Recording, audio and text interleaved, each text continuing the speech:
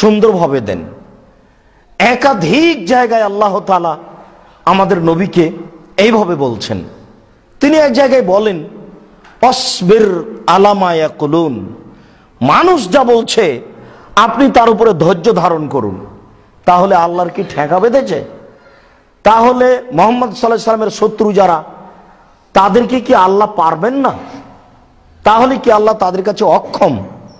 কেন আল্লাহ এভাবে বলছেন যে ওরা যা বলছে ওদের কথার উপরে আপনি ধৈর্য ধারণ করুন?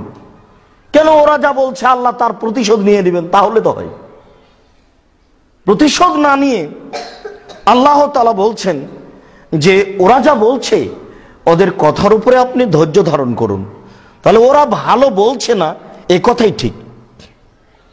নইলে ধৈর্যের কথা আসে কেন?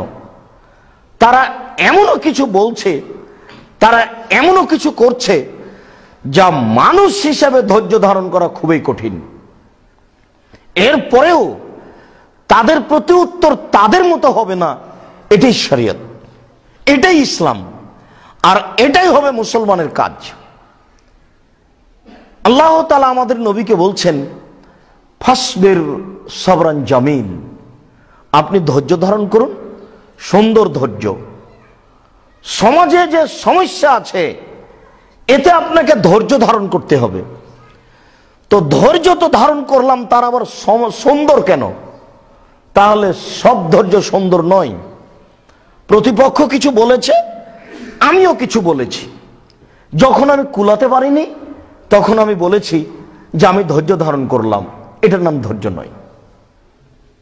নিরুপায় হয়ে, কিছু বলতে না পেরে, প্রতিশোধ নিতে না পেরে, কোর্ট কাচারিতে টিকতে না পেরে শেষ পর্যন্ত বললাম যে আমি ধৈর্য ধারণ করলাম, এটার নাম ধৈর্য নয়, এটা সুন্দর ধৈর্য নয়।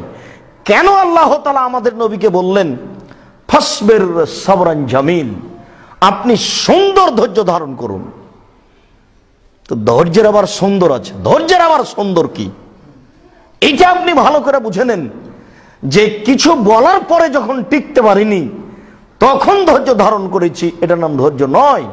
ও কিছু বলেছে তখন আমি কিছু বলিনি, তার নাম ধৈর্য। ও কিছু করেছে তখন আমি কিছু করিনি, তার নাম ধৈর্য। এই কথাটা আল্লাহ তাআলা আমাদের নবীকে একবার এইভাবে বলছেন, ফাজরুহুম হাজরান জামিল, যারা মন্দ, যারা খারাপ, যারা দ্বন্দ্ব করে, যারা বদনাম করে, যারা গীবাত করে, যাদের চাল চলন খারাপ, আপনি তাদেরকে ছেড়ে দিতে চাচ্ছেন তো সুন্দরভাবে ছাড়েন। তাদেরকে কিছু গালি দিয়ে, তাদের বিরোধিতা করে যদি আপনি তাদের ত্যাগ করেন, তাহলে কি তারা আপনাকে কিছু বলতে ছেড়ে দিবে? তাহলে কি তারা কিছু করতে ছেড়ে দিবে? যখনই আপনাকে বিরোধী ভাববে, আপনি তার বিরুদ্ধে আছেন এটা ভাববে, তখন সে তার শক্তি যথাযথভাবে প্রয়োগ করার চেষ্টা করবে। অতএব আপনি যদি কাউকে খারাপ মনে করেন তাহলে তার প্রতিপক্ষ হিসাবে দাঁড়াবেন না। তাহলে হলো তাকে সুন্দরভাবে ত্যাগ করা।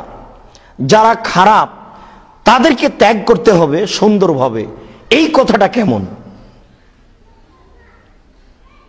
যাদেরকে আমি নিয়ে চলতে চাচ্ছি না, যাদেরকে আমি গ্রহণ করতে পারছি না, তাকে আমি ছেড়ে দিব, সুন্দরভাবে ছাড়বো, এই কথাটা কেমন? এটা একটা কঠিন ব্যাপার। আমি তো তার সাথে চলতেই চাচ্ছি না, তার আচরণ ভালো নয়, তার কথা ভালো নয়, আমি তাকে ত্যাগ করতে চাচ্ছি। তো এটা সুন্দর হয় কিভাবে?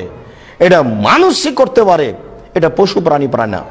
যা খুবই কঠিন, যা খুবই জটিল, আমি তাকে গ্রহণই করতে পারি না, আবার তার সাথে সুন্দর আচরণ করে তাকে ত্যাগ করব, এটা হয় কেমনে? এটাই করতে হবে। এটাই হচ্ছে শিষ্টাচার ইসলামে, এটাই হচ্ছে নম্রতা, এটাই হচ্ছে ভদ্রতা।